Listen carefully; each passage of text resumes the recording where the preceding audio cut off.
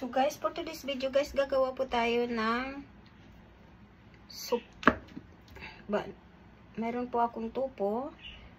Ipa-fry natin, tapos ilalagay po natin sa ating ingredient.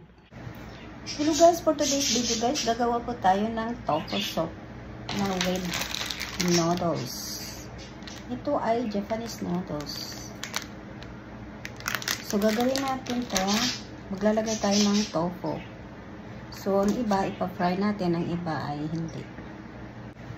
Hello guys, for today's video guys, gagawa po tayo ng tofu soup na with noodles. Ito ay Japanese noodles. So, gagawin natin to, maglalagay tayo ng tofu. So, ang iba, ipa-fry natin. Ang iba ay hindi. So, guys, ilalagay na natin ang Japanese noodles.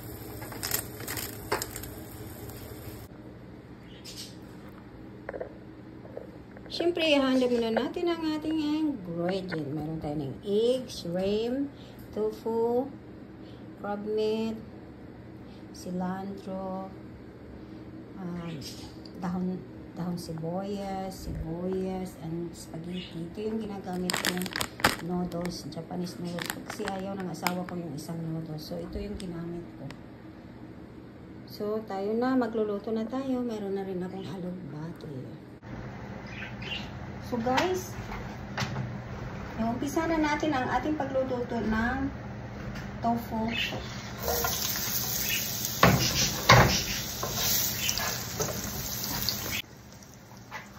So guys, isusunod na natin ang ating shrimp.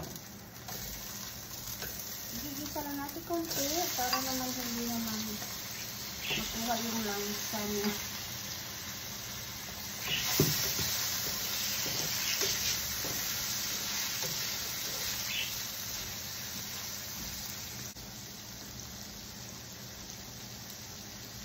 Siyempre, dadagdagan po natin ang ating crab meat.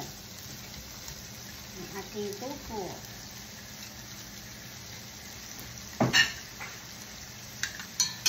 Ang tofu fry.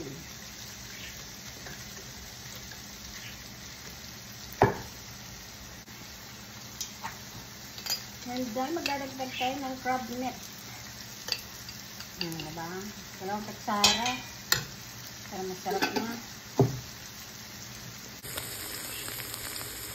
Dahil maglalagay tayo ng chili powder.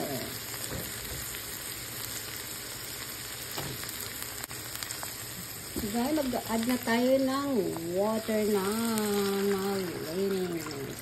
Ito na yun. Hintay natin. Kunti lang.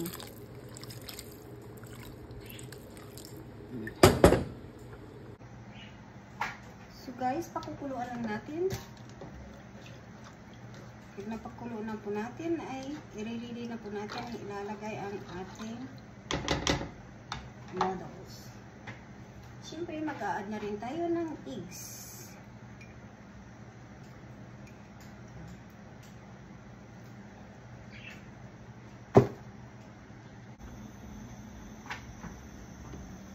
So guys, kumulo na.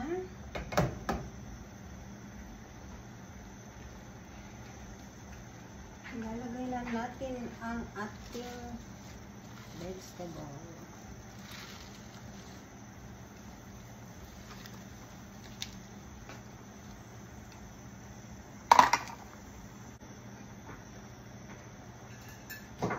So guys, ilalagay na rin natin ang ating cilantro.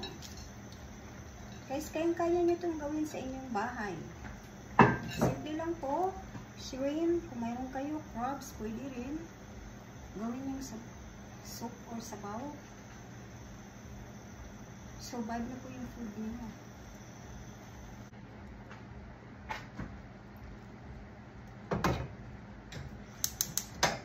So guys, ready to serve na po. Mayroon na po akong noodles na ilagay dito.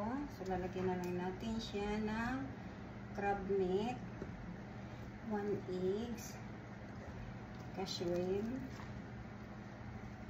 tsaka yung sabaw po. Tumihan natin ng vegetable. Tofu.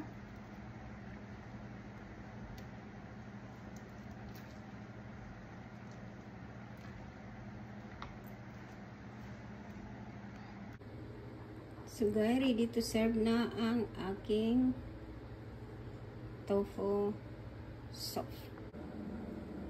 So guys, titikman na natin ang ating